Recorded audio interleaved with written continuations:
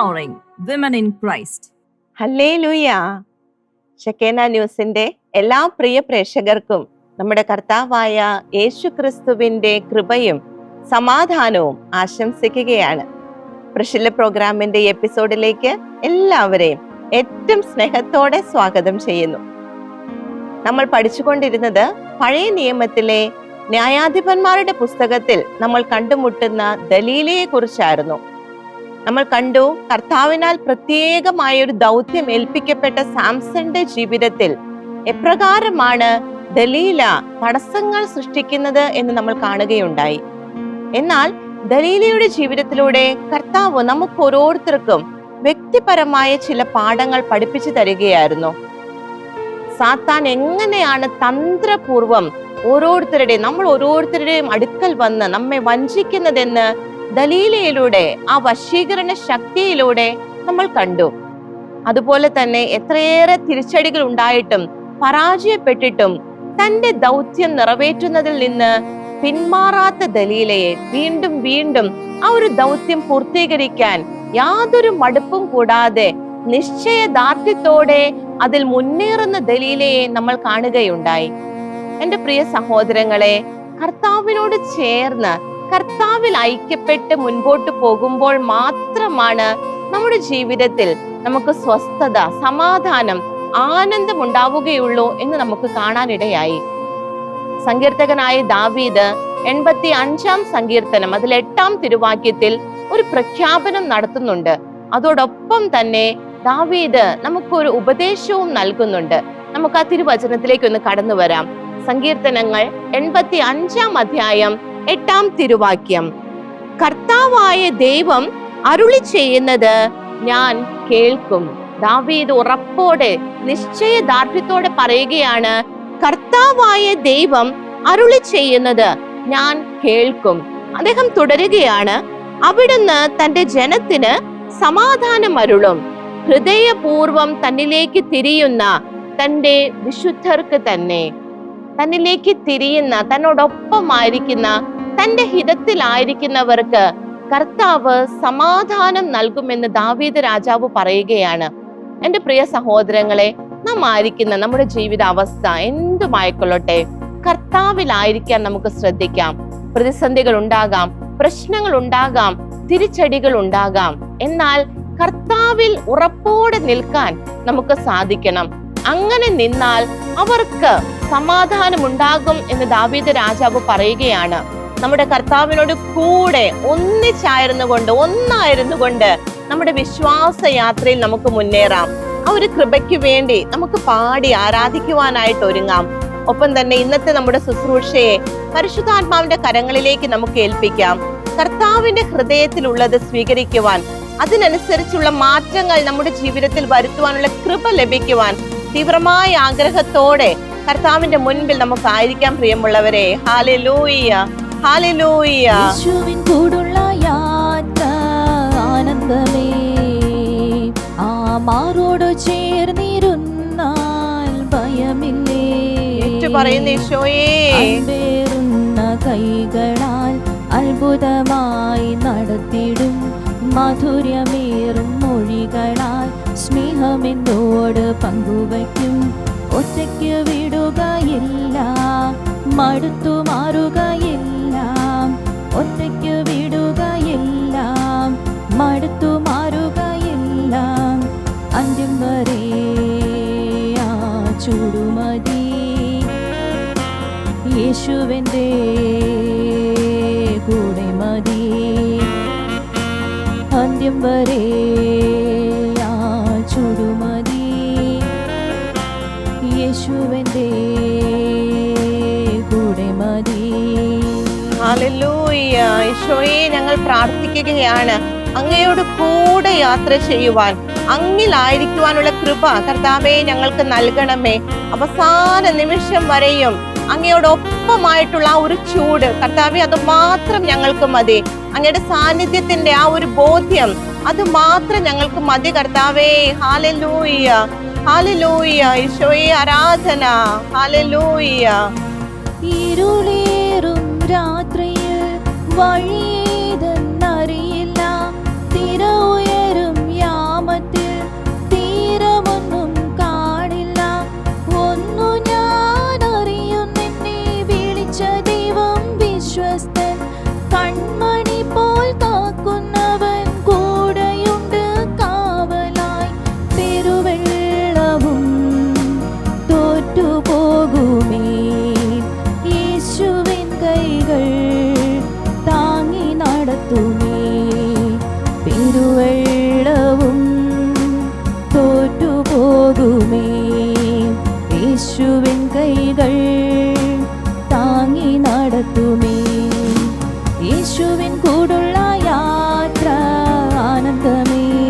പറയുന്നു ഈശോ. മാറോട് ചേർന്നിരുന്നാൽ ഭയമില്ലേ. ഹല്ലേലൂയ. അൻപേറുന്ന കൈകളാൽ അത്ഭുതമായി നടത്തിടും. മധുരമേറും മൊഴികളാൽ സ്നേഹമെന്നോട് പങ്കുവയ്ക്കും. ഒറ്റയ്ക്ക് വിടുകയില്ല, മടുത്തു മാറുകയില്ല. ഒറ്റയ്ക്ക് വിടുകയില്ല, മടുത്തു മാറുകയില്ല. അന്ത്യം വരെ ആ ചുടുമതി. ഈശോയെ, ഞങ്ങൾക്കത് മാത്രം മതി. യേശുവിന്റെ കൂടെ മതി. ഈശോയെ, ഞങ്ങൾക്ക് അങ്ങ് മാത്രം മതി. അന്ത്യം വരെ ആ ചുടുമതി. ഈശോ, യേശുവിന്റെ കൂടെ മതി. ഈശോയെ, ആരാധന. ആ ചുടുമതി. ഹല്ലേലൂയ. യേശുവിന്റെ കൂടെ മതി. ഈശോയെ, ഞങ്ങൾ ഏറ്റു പറയുന്നു കർത്താവേ, അന്ത്യം വരെ ഞങ്ങൾക്ക് അങ്ങയുടെ ചൂട്, അങ്ങയുടെ സാന്നിധ്യം അത് മാത്രം മതി ഈശോയെ. ഹല്ലേലൂയ. എപ്പോഴും അങ്ങയുടെ ഹിതത്തിലായിരിക്കുവാൻ, അങ്ങയുടെ സാന്നിധ്യത്തിലായിരിക്കുവാൻ, അങ്ങയോട് ചേർന്നായിരിക്കുവാനുള്ള കൃപ കർത്താവേ ഞങ്ങൾക്ക് നൽകണമേ. Hallelujah, hallelujah. ഈശോയെ ആരാധന, ഈശോയെ ആരാധന. Hallelujah, hallelujah. ഞങ്ങളുടെ പ്രിയപ്പെട്ട അമ്മേ മാതാവേ, കർത്താവിന്റെ സാന്നിധ്യത്തിൽ എപ്പോഴും ആയിരിക്കുവാൻ, ഈശോയുടെ ഹിതപ്രകാരം ഞങ്ങളുടെ ജീവിതങ്ങളെ ക്രമീകരിക്കുവാനുള്ള ജ്ഞാനം ലഭിക്കുവാൻ അമ്മേ ഞങ്ങൾ ഓരോരുത്തർക്കും വേണ്ടി അമ്മ പ്രാർത്ഥിക്കണമേ. വിശുദ്ധ യോസേപ്പ് പിതാവേ, കർത്താവിന്റെ ഹിതത്തിൽ ജീവിതം മുഴുവൻ ക്രമീകരിച്ച ഞങ്ങളുടെ പ്രിയ പിതാവേ, ആ ഒരു കൃപ, ഒരു അഭിഷേകം ഞങ്ങളുടെ കുടുംബങ്ങളിൽ, ഞങ്ങളുടെ വ്യക്തി ജീവിതങ്ങളിൽ ഉണ്ടാകുവാനായിട്ട്, ലഭിക്കുവാനായിട്ട് യോസേപ്പ് പിതാവേ പ്രാർത്ഥിക്കണമേ. നമുക്ക് ചേർന്ന് പ്രാർത്ഥിക്കാം. നന്മ നിറഞ്ഞ മറിയമേ സ്വസ്തി, കർത്താവ് അങ്ങയോട് കൂടെ സ്ത്രീകളിൽ അങ്ങ് അനുഗ്രഹിക്കപ്പെട്ടവളാകുന്നു. അങ്ങയുടെ ഉദരത്തിൻ ഫലമായി ഈശോ അനുഗ്രഹിക്കപ്പെട്ടവനാകുന്നു. പരിശുദ്ധ മറിയമേ, തമ്പുരാന്റെ അമ്മേ, പാപികളായ ഞങ്ങൾക്ക് വേണ്ടി ഇപ്പോഴും ഞങ്ങളുടെ മരണസമയത്തും തമ്പുരാനോട് അപേക്ഷിക്കണമേ. ആമേൻ, ആമേൻ. യേശുക്രിസ്തുവിൽ എൻ്റെ പ്രിയ സഹോദരങ്ങളെ, ഇന്ന് നമ്മൾ ചിന്തിക്കുവാനായി പോകുന്നത് പഴയ നിയമത്തിൽ രാജാക്കന്മാരുടെ 2-ാം പുസ്തകത്തിലും ദിനവൃത്താന്തത്തിന്റെ 2-ാം പുസ്തകത്തിലും നമ്മൾ കണ്ടുമുട്ടുന്ന ഹുൽദ പ്രവാചികയെ കുറിച്ചാണ്. വളരെ ചെറുതായിട്ട് മാത്രമേ ഹുൽദ പ്രവാചികയെ കുറിച്ച് തിരുവചനത്തിൽ നമുക്ക് കാണുവാൻ സാധിക്കുകയുള്ളൂ. കൂടുതലായിട്ട് പ്രവാചികയെ കുറിച്ച് മനസ്സിലാക്കണമെങ്കിൽ ആ സമയത്തെ കുറിച്ച്, പ്രവാചിക ജീവിച്ചിരുന്ന ആ സമയത്തെ കുറിച്ച് ചെറുതായിട്ട് നാം ഒന്ന് മനസ്സിലാക്കേണ്ടിയിരിക്കുന്നു. നമുക്കറിയാം, സോളമൻ രാജാവിന്റെ മകൻ റഹോബോവാമിന്റെ കാലം മുതൽക്ക് ഇസ്രായേൽ ദേശം വിഭജിക്കപ്പെടുകയാണ്, യൂദാദേശമായും ഇസ്രായേൽ ദേശമായും. അങ്ങനെ ഇരു ദേശങ്ങളിലാണെങ്കിലും വരുന്ന രാജാക്കന്മാർ ഏറിയ പങ്കും കർത്താവിന്റെ നിയമത്തിൽ ഉറച്ചു നിൽക്കാത്തവരായിരുന്നു. കർത്താവിന് ഒത്തിരിയേറെ വിഷമമുണ്ടാക്കിയ കാലഘട്ടങ്ങളായിരുന്നു പിന്നീടുണ്ടായിരുന്നത്. എന്നാൽ കുറച്ചിങ്ങ് കഴിയുമ്പോൾ യൂദാദേശത്ത് ജോസിയ രാജാവിനെ കർത്താവ് ഉയർത്തുകയാണ്. ജോസിയ രാജാവിലൂടെ ഒത്തിരിയേറെ നവീകരണങ്ങൾ അവിടെ വരുത്തുവാൻ കർത്താവ് തീരുമാനിക്കുകയാണ്. ജോസിയ കർത്താവിന്റെ കയ്യിലെ ഒരു ഉപകരണമായി മാറുകയാണ്. അങ്ങനെ നവീകരണങ്ങൾ നടത്തിക്കൊണ്ടിരുന്ന സമയത്ത് ജോസിയ രാജാവിന്റെ കൽപ്പന പ്രകാരം ആ ഒരു സമയത്ത് അവിടെ കർത്താവിന്റെ നിയമഗ്രന്ഥം കുറെ കാലമായിട്ട് നഷ്ടപ്പെട്ടിരുന്ന മോശ പ്രവാചകന്റെ കാലം മുതൽക്ക് ഉണ്ടായിരുന്ന നിയമഗ്രന്ഥം കണ്ടെടുക്കുകയാണ്. നമുക്ക് രാജാക്കന്മാരുടെ 2-ാം പുസ്തകം 22-ാം അധ്യായത്തിലേക്ക് കടന്നു വരാം. അവിടെ 8-ാം തിരുവാക്യം നമുക്കൊന്ന് ശ്രദ്ധിക്കാം. കർത്താവിന്റെ ഭവനത്തിൽ താൻ നിയമഗ്രന്ഥം കണ്ടെത്തിയിരിക്കുന്നു എന്ന് പ്രധാന പുരോഹിതൻ ഹിൽക്കിയ കാരിസ്ഥൻ ഷാഫാനോട് പറഞ്ഞു. അവൻ അത് വാങ്ങി വായിച്ചു. അങ്ങനെ തുടർന്ന് രാജാവിന്റെ അടുക്കലേക്ക് ഈ നിയമഗ്രന്ഥം കൊണ്ടുവരികയാണ്. കുറെ നാളുകൾ കാണാതിരുന്ന കർത്താവിന്റെ നിയമഗ്രന്ഥം കണ്ടെടുത്ത് കിട്ടി. അവിടെ രാജാവ് തുടർന്ന് അത് വായിക്കുകയാണ്. 11-ാം തിരുവാക്യത്തിലേക്ക് നമുക്ക് കടന്നു വരാം. നിയമഗ്രന്ഥം വായിച്ചു കേട്ടപ്പോൾ രാജാവ് വസ്ത്രം കീറി. കർത്താവിന്റെ നിയമഗ്രന്ഥം വായിച്ചു കേട്ടപ്പോൾ രാജാവ് വലിയ വ്യസനത്തിലേക്ക്, സങ്കടത്തിലേക്ക് കടന്നു വരികയാ. അദ്ദേഹം വസ്ത്രം കീറുകയാണ്. കർത്താവിന്റെ നിയമത്തിൽ നിന്ന് എത്ര മാത്രം തങ്ങൾ പിന്മാറിപ്പോയെന്ന്, പിന്തിരിഞ്ഞു നടന്നുവെന്ന് രാജാവിന് വ്യക്തമാവുകയാ. ഇത് മനസ്സിലാക്കിയ രാജാവ് ഉടനെ തന്നെ അടുത്ത നടപടിയിലേക്ക് കടക്കുകയാണ്. 13-ാം തിരുവാക്യം. എനിക്കും ജനത്തിനും യൂദാ മുഴുവനും വേണ്ടി നിങ്ങൾ പോയി കണ്ടുകിട്ടിയ ഈ ഗ്രന്ഥത്തിലെ വചനങ്ങളെക്കുറിച്ച് കർത്താവിനോട് ആരായുവിൻ. നമ്മൾ ചെയ്യണമെന്ന് ഈ ഗ്രന്ഥത്തിൽ ആവശ്യപ്പെട്ടിരിക്കുന്ന കാര്യങ്ങൾ നമ്മുടെ പിതാക്കന്മാർ അനുസരിക്കാതിരുന്നതിനാൽ കർത്താവിന്റെ ഉഗ്രകോപം നമുക്കെതിരെ ജ്വലിക്കുന്നു. കർത്താവിന്റെ ആ ഒരു ഉഗ്രകോപം, കർത്താവിന്റെ ആ ഒരു വിധി ഇവിടെ യൂദാദേശത്തിന്റെ മേൽ വന്നതിന്റെ കാരണം എന്താണെന്ന് രാജാവ് മനസ്സിലാക്കുകയാണ്. നിയമഗ്രന്ഥത്തിനെതിരെ അവർ ചെയ്തു പോയ കാര്യങ്ങളെല്ലാം രാജാവ് തിരിച്ചറിയുകയാണ്. എത്രമാത്രം കർത്താവിനെ തങ്ങൾ നോവിപ്പിച്ചു എന്ന് രാജാവ് മനസ്സിലാക്കുകയാ. ഉടനെ കർത്താവിന്റെ ഹിതം, ഇനി തങ്ങൾ എന്തു ചെയ്യണമെന്നുള്ള കർത്താവിന്റെ ഹിതം ആരായുവാനായിട്ട് പ്രധാന പുരോഹിതൻ, നമ്മൾ കേട്ടു ഹിൽക്കിയ ആയിരുന്നു, പുരോഹിതന്റെ നേതൃത്വത്തിൽ ഒരു ചെറു സംഘത്തെ രാജാവ് അയക്കുകയാ. ഇവിടെയാണ് നമ്മുടെ പ്രവാചകയെ കർത്താവ് രംഗത്തേക്ക് കൊണ്ടുവരുന്നത്. തൊട്ടടുത്ത വാക്യം നമുക്കൊന്ന് ശ്രദ്ധിക്കാം. അതിനാൽ പുരോഹിതൻ ഹിൽക്കിയ, അഹിക്കാം, അക്ബൂർ, ഷാഫാൻ, അസായ എന്നിവർ ഹർഹാസിന്റെ പൗത്രനും തിക്വായുടെ പുത്രനും വസ്ത്രം സൂക്ഷിപ്പുകാരനുമായ ശലൂമിന്റെ ഭാര്യ ഹുൽദ പ്രവാചികയുടെ അടുത്തു ചെന്ന് അവളോട് സംസാരിച്ചു. ഇവിടെ പ്രധാന പുരോഹിതനായ ഹിൽക്കിയായുടെ നേതൃത്വത്തിൽ രാജാവ് അയച്ച ഒരു ചെറു സംഘം, അവർ നേരെ പോയത് ഹുൽദ പ്രവാചികയുടെ അടുക്കലേക്കാണ്. അവൾ രാജാവിന്റെ വസ്ത്രം സൂക്ഷിപ്പുകാരനായ ശല്ലൂമിന്റെ ഭാര്യയാണ്. എന്നാൽ ഇവരെ സംബന്ധിച്ചിടത്തോളം അവർക്ക് തികഞ്ഞ ബോധ്യമായിരുന്നു ഈ ഒരു സമയത്ത് ഉപദേശം സ്വീകരിക്കുവാൻ, കർത്താവിന്റെ ഹിതം എന്താണെന്ന് ആരായുവാൻ ഏറ്റവും അനുയോജ്യമായ വ്യക്തി അത് ഹുൽദ പ്രവാചികയാണെന്ന് ഈ പ്രധാന പുരോഹിതന്റെ നേതൃത്വത്തിലുള്ള ഈ സംഘത്തിന് ഉത്തമ ബോധ്യമുണ്ടായിരുന്നു. എന്റെ പ്രിയ സഹോദരങ്ങൾ, ഇവിടെ നമ്മൾ ശ്രദ്ധിക്കേണ്ട ഒരു കാര്യമുണ്ട്. വളരെ പ്രശസ്തനായിരുന്ന ജെറമ്യ പ്രവാചകന്റെയും സെഫാനിയ പ്രവാചകന്റെയും ഒക്കെ അതേ കാലഘട്ടത്തിലാണ് ഹുൽദ പ്രവാചികയും ജീവിച്ചിരുന്നത്. എന്നാൽ കർത്താവ് അവരെ നയിക്കുന്നത് ഹുൽദ പ്രവാചികയുടെ അടുക്കലേക്കാണ്. നിയമഗ്രന്ഥവുമായി ബന്ധപ്പെട്ട് കർത്താവിന്റെ ഹിതം ആരായാൻ കർത്താവ് ആ ഒരു സമൂഹത്തെ നയിക്കുന്നത് ഹുൽദ പ്രവാചികയുടെ അടുക്കലേക്കാണ്. എന്റെ പ്രിയ സഹോദരങ്ങളെ, ഹുൽദ പ്രവാചികയുടെ പ്രാധാന്യം ഇവിടെയാണ് നമുക്ക് വ്യക്തമാകുന്നത്. കർത്താവിന്റെ നിയമത്തിൽ, കർത്താവിന്റെ ഹിതം അറിയുന്നതിൽ അവർക്ക് ആ പോയ ഒരു സംഘത്തിന് ഉറച്ച ബോധ്യമുണ്ടായിരുന്നു ഹുൽദ പ്രവാചിക തികഞ്ഞവളാണെന്ന്. അതുകൊണ്ട് തന്നെ രാജാവ് അയച്ച ഉടനെ അവർ ഹുൽദായെ സമീപിക്കുകയാണ്. തുടർന്ന് എന്താ സംഭവിക്കുന്നത്? നമുക്ക് തിരുവചന ഭാഗത്തേക്ക് കടന്നു വരാം. അവിടെ 15-ാം തിരുവാക്യം. അവൾ പറഞ്ഞു, ഹുൽദ പ്രവാചിക പറയുകയാണ്, അവര് സമീപിച്ചു കഴിഞ്ഞപ്പോൾ അവർക്ക് ഉത്തരം കൊടുക്കുകയാണ്. കർത്താവ് അരുളി ചെയ്യുന്നു, യൂദ രാജാവ് വായിച്ച ഗ്രന്ഥത്തിൽ പറഞ്ഞിരിക്കുന്ന ശിക്ഷ ഈ സ്ഥലത്തിന്റെയും അതിലെ നിവാസികളുടെ മേൽ ഞാൻ വരുത്തുമെന്ന് ഇസ്രായേലിന്റെ കർത്താവ് അരുളി ചെയ്യുന്നുവെന്ന് നിങ്ങളെ എന്റെ അടുത്ത് അയച്ചവരോട് പറയുക. എന്റെ പ്രിയ സഹോദരങ്ങളെ, ഹുൽദ പ്രവാചികയുടെ അടുക്കൽ ഈ സമൂഹം എത്തിക്കഴിഞ്ഞപ്പോൾ യാതൊരു മറയുമില്ലാതെ സത്യം തുറന്ന് അവരുടെ മുഖത്ത് നോക്കി പറയുന്ന ഒരു പ്രവാചികയാണ് കർത്താവ് ഇവിടെ നമുക്ക് കാണിച്ചു തരുന്നത്. അന്ന് വരെയുള്ള സമയം നമ്മൾ പഠിച്ചാൽ നമുക്ക് മനസ്സിലാകും, അവിടെ ഇങ്ങനെ സത്യം കേൾക്കാൻ ആഗ്രഹിക്കുന്നവർ വളരെ അധികം ഒന്നും ഉണ്ടായിരുന്നില്ല. സത്യത്തെ സ്വീകരിക്കാത്ത ഒരു സമൂഹമായിരുന്നു അന്ന് അവിടെ ഉണ്ടായിരുന്നത്.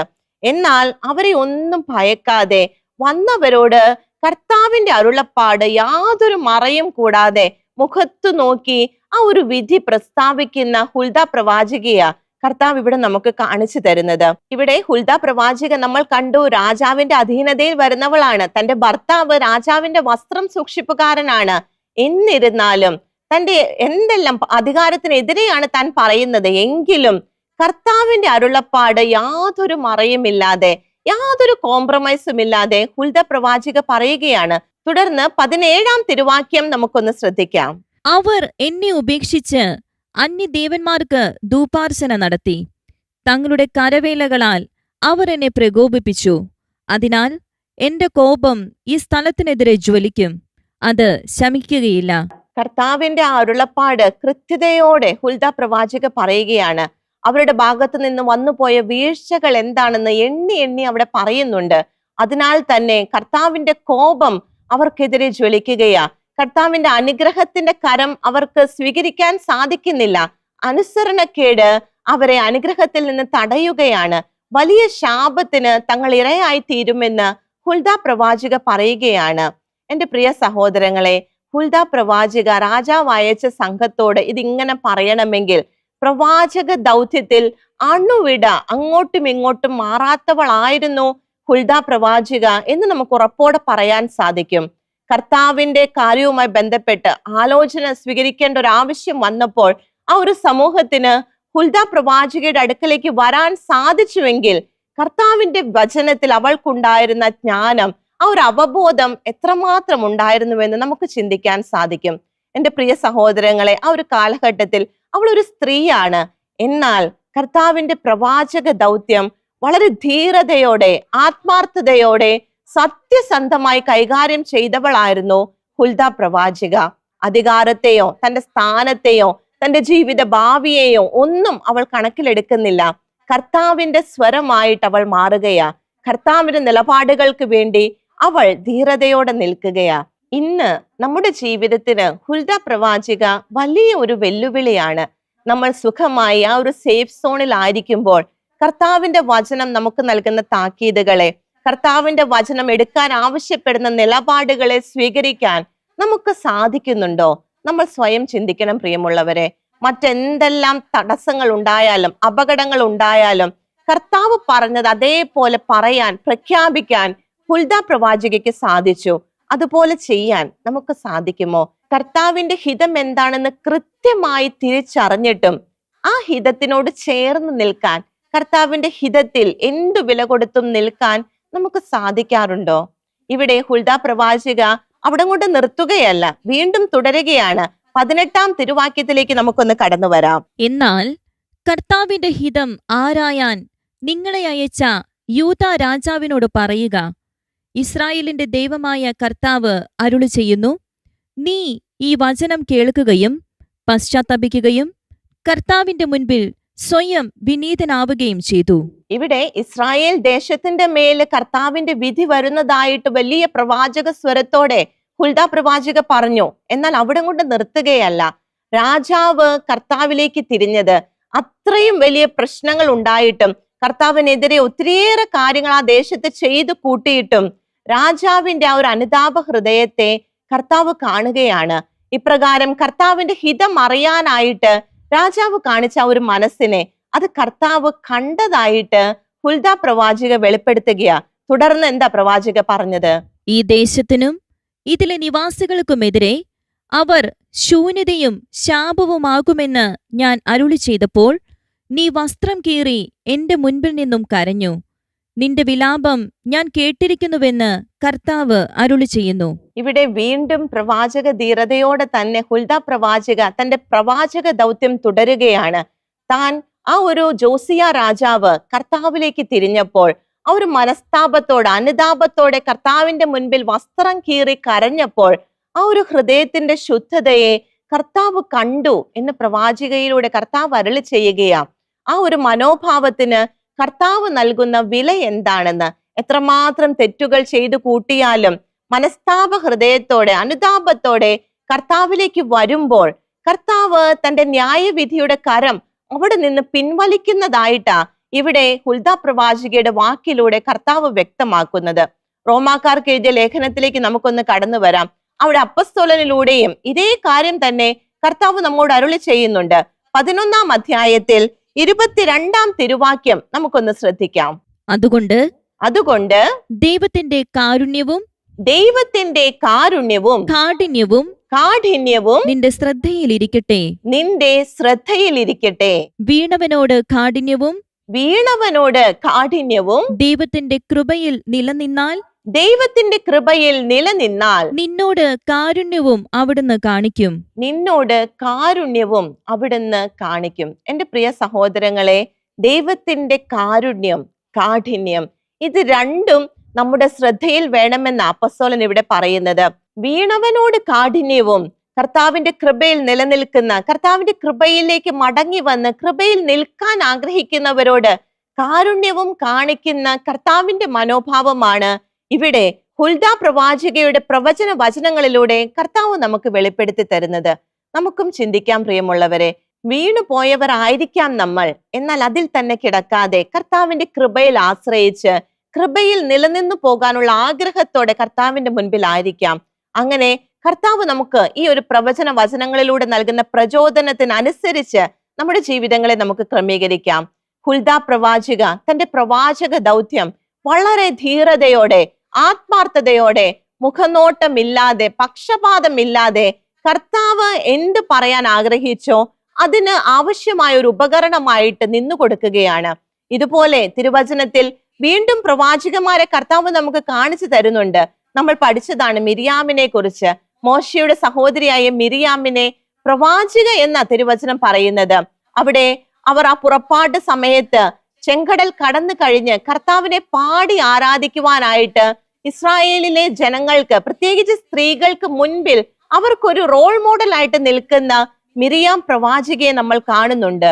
വീണ്ടും ന്യായാധിപന്മാരുടെ പുസ്തകത്തിലെ ദബോറ പ്രവാചികയെ കുറിച്ച് നമ്മൾ കണ്ടു.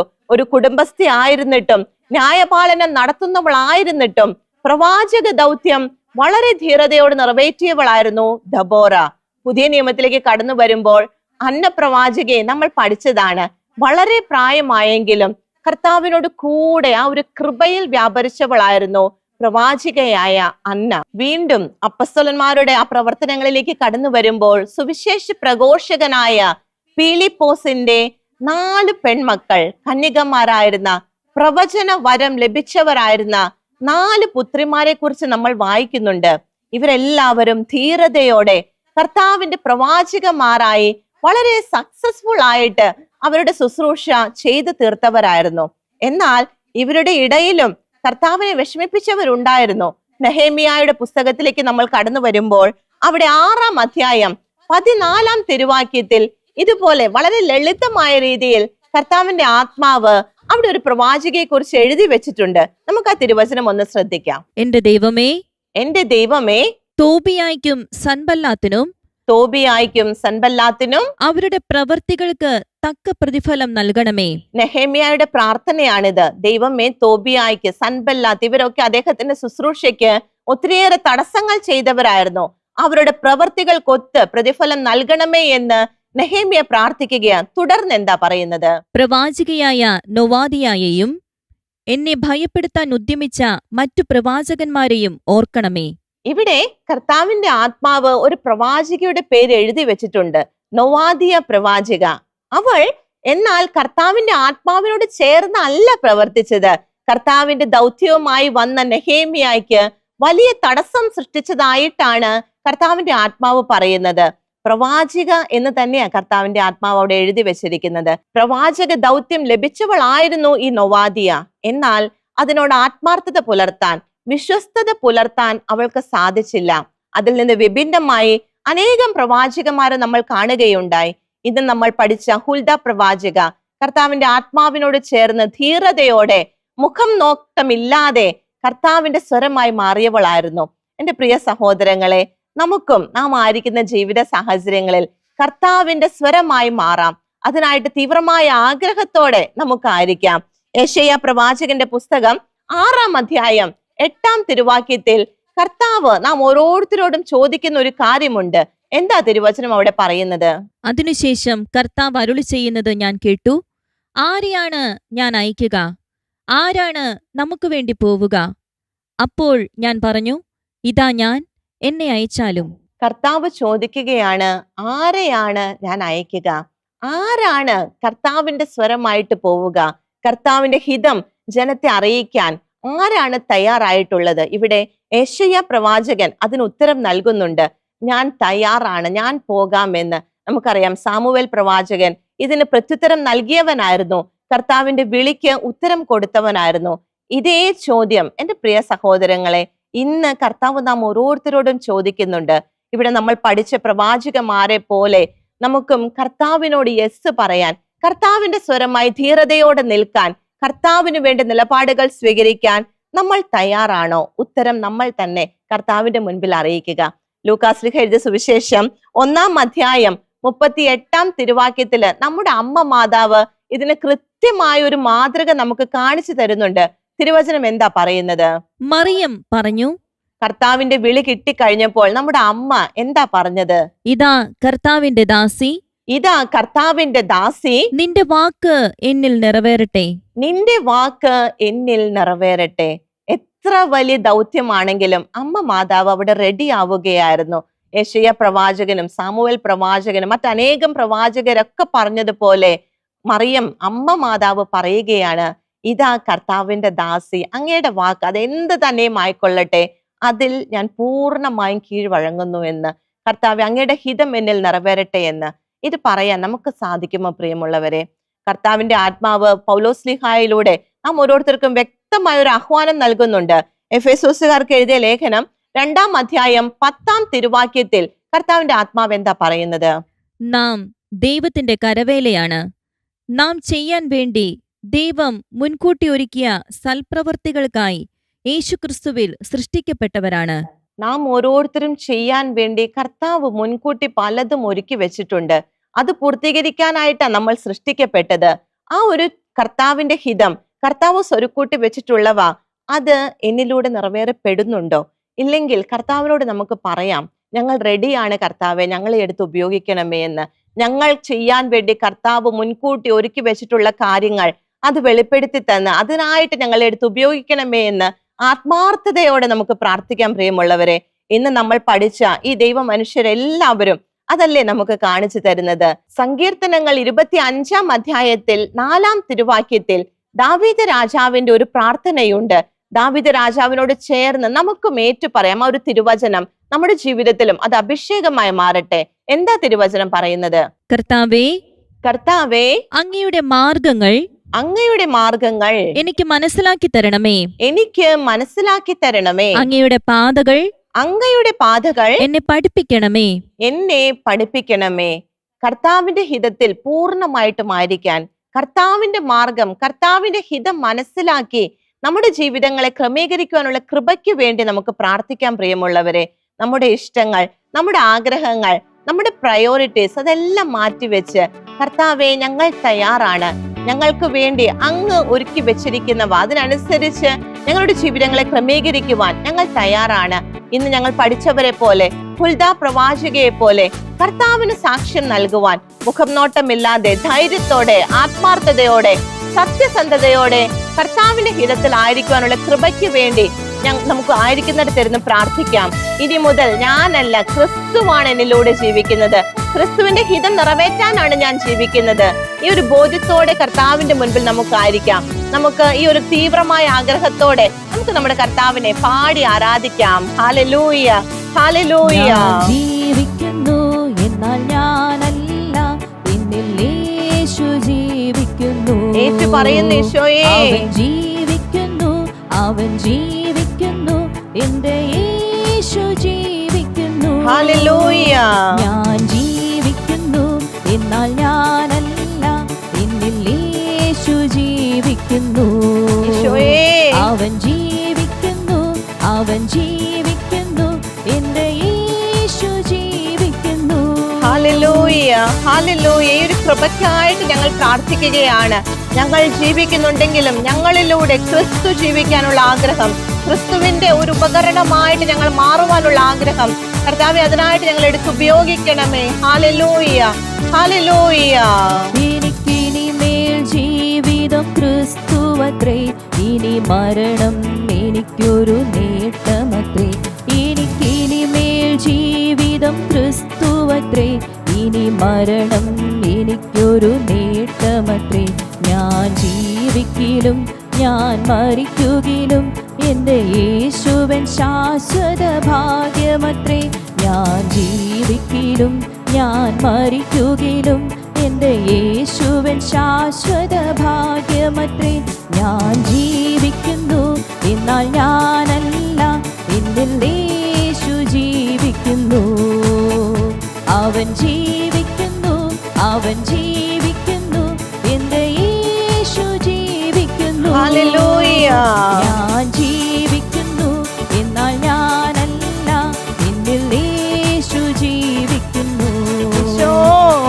ജീവിക്കുന്നു, അവൻ ജീവിക്കുന്നു, എന്റെ യേശു ജീവിക്കുന്നു. ഈശോയെ, ഞങ്ങൾ ആഗ്രഹത്തോടെ പ്രാർത്ഥിക്കുകയാണ്. ഇനിമേൽ ഞാനല്ല, എന്നിൽ ക്രിസ്തു ജീവിക്കാൻ, ക്രിസ്തുവിന്റെ ഹിതപ്രകാരം എനിക്ക് ജീവിക്കണം കർത്താവെ. ആ ഒരു ആഗ്രഹത്തോടെ അങ്ങയുടെ മുൻപിലായിരിക്കുകയാണ്. ഇനിമേൽ ഞാനല്ല, ക്രിസ്തുവാണ് എന്നിൽ ജീവിക്കുന്നത്. കർത്താവിന്റെ ഹിതമാണ് എന്നിലൂടെ പ്രാവർത്തികമാകുന്നത്. കർത്താവിന്റെ സ്വരമായിട്ട് എനിക്ക് മാറണം. ഈ ഒരു ആഗ്രഹത്തോടെ ഞങ്ങൾ ആയിരിക്കുന്ന ഈശോയെ കൃപയായിരിക്കണമേ. Hallelujah, hallelujah. ഈശോയെ ആരാധന, ഈശോയെ നന്ദി, ഈശോയെ നന്ദി, ഈശോയെ നന്ദി. ഹല്ലേലൂയ, ആമേൻ. എൻ്റെ പ്രിയ സഹോദരങ്ങളെ, ഹുൽദാ പ്രവാചകയെ പോലെ കർത്താവിന്റെ സ്വരമായിട്ട് നമുക്ക് മാറാം. നമ്മുടെ താല്പര്യങ്ങൾ, നമ്മുടെ ആഗ്രഹങ്ങൾ, നമ്മുടെ നേട്ടങ്ങൾ അതെല്ലാം മാറ്റിവെച്ച് കർത്താവിന്റെ സ്വരമായി കർത്താവിൽ ജീവിക്കുന്നവരായിട്ട് നമ്മുടെ ജീവിത യാത്രയിൽ മുന്നോട്ട് പോകാം. പരസ്പരം പ്രോത്സാഹിപ്പിച്ച് സ്നേഹിച്ച് ഐക്യത്തിൽ കർത്താവിന്റെ കൃപയിൽ നമുക്ക് മുന്നേറാം. കർത്താവ് എല്ലാവരെയും സമൃദ്ധമായി അനുഗ്രഹിക്കുകയും പരിപാലിക്കുകയും ചെയ്യട്ടെ.